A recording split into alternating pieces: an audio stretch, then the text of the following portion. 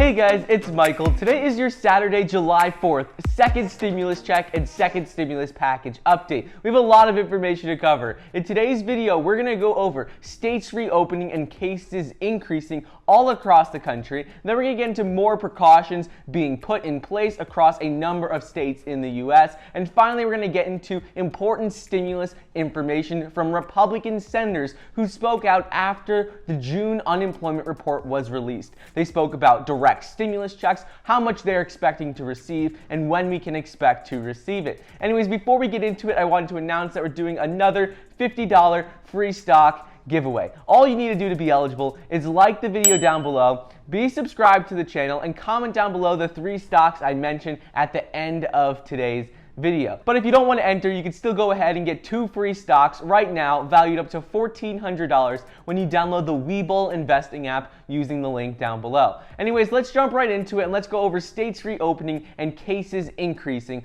all across the country. So the United States had its largest single day total yesterday on July 3rd with 57,497 confirmed virus cases. Friday's record comes after the previous day, where the record was 55,220 cases. And on top of that, with cases rising in nearly 40 states in the U.S., 4th of July celebrations across the United States have been canceled or scaled back as anxious governors and mayors urge people to take a more restrained approach to the holiday. Right now, infections are rising in the U.S. sharply, even though the death rate has dropped. Officials say that this seems counterintuitive, but that this trend might not last so long. According to experts, one reason that we could be seeing cases increase, but the number of deaths and death rates decrease is because we are able to identify more people who have mild or no symptoms of the virus. Now we're testing more people. That could be why we're seeing the death rate drop. And the second reason they say is because death reports lag diagnosis by a couple of weeks. They're saying people could test positive for the virus, and the death rates don't increase as soon as positive tests and test numbers increase. They take a little longer for the death rates to start increasing. So they said one thing to keep an eye out for is in the next couple of days and in the next week to keep an eye on the death rate because they're expecting for it to go up. Moving on, as more precautions are being put into place all across the country, especially for today, July 4th celebrations. So, Surgeon General Jerome M said on Friday's NBC's Today Show said that everyone should wear a mask when going out in public, but he stopped short of discouraging large gatherings altogether. He didn't say people shouldn't gather at all. He just said that people need to wear masks because it saves everyone. It's safer for you. It's safer for the people around you. Adams goes on to talk about how mandating people to wear masks may not be a good thing because he said if you're mandating people to wear masks, it would only want to make people rebel more and not follow the guidelines and not wear masks. So he said it may not be a good thing to mandate masks. However, he explained it would be more beneficial to help people understand why they should wear a mask rather than simply order them to do so. He said there are a lot of benefits to wearing a mask, but just telling people that you have to wear a mask isn't going to do any good. He goes on to explain how, as we talk about July 4th and Independence Day, he says it's important to understand that if we wear masks, we'll actually have more independence and more freedom because more places will be able to stay open. He said one reason why a lot of people don't want to wear masks is because they say it's their right to not wear masks. They should have the freedom to choose whether or not they wear one. But he said ultimately it restricts their freedoms because if people don't wear masks, more places are going to shut down and you can't go places you want to go. But if you wear a mask, he said, then it will keep everyone safe and more things will be open. You could do more activities. So he said that is one reason why we should educate people on why wearing a mask is so important rather than just order them to do so. Moving on, more than a dozen governors and mayors since Thursday have urged residents to take precautions and encourage mask wearing and social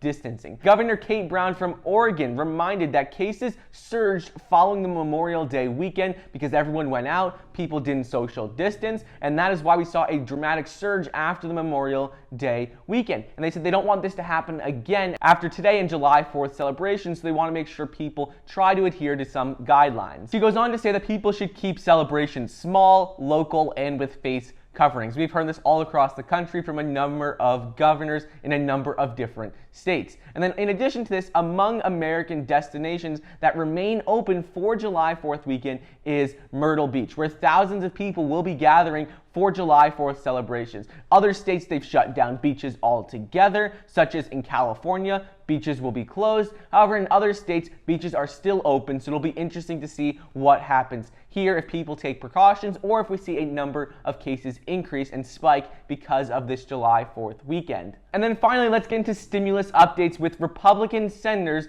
who expressed positive news about more stimulus and direct stimulus checks after the June jobs report was announced earlier this week. So an F.T. Peterson U.S. Economic Monitor poll showed that 76% of Americans say additional stimulus payments, direct stimulus payments, is very or somewhat important to them, while 24% said that it is not so important to them. Republican senators came out after the June unemployment report was released and all this data was released and expressed very different opinions on more stimulus moving forward.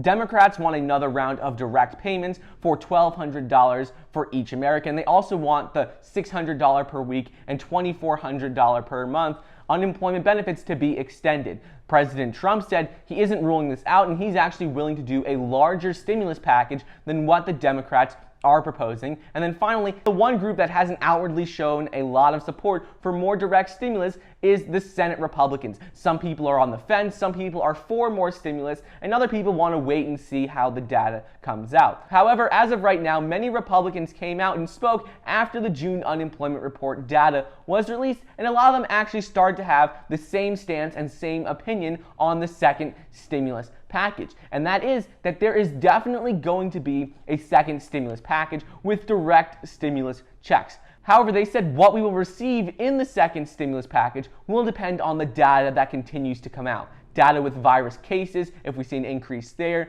data with unemployment numbers, retail spending. They say that we'll have to look at the data when they come back from the July 4th recess, when they start to debate. Just after the data was released, a Republican senator said about direct payments or some of the direct stimulus checks. He says that's something we've talked about for a second stimulus package, and some of the members in the Senate who are Republicans, he said they're interested in that as well. He said there are some members who aren't interested, so we'll have to see how that goes once they come back from the July 4th recess. He said so they are still divided on what they want to do. However, Senator Thune explained how no matter what happens, they would still need to agree on a number for a direct stimulus check and other components of the second stimulus package. He says they're going to have to agree on some amount for a direct stimulus check, and they're going to have to agree on a number of other aspects in the second stimulus package. He said the second stimulus package is definitely going to happen, so they're going to have to debate and have to figure out what numbers are going to work. Senator Joni Ernest from Iowa, who faces a competitive re-election battle coming up, she said how we need to look at the job numbers. She told NBC how I want to see Iowa and how we are doing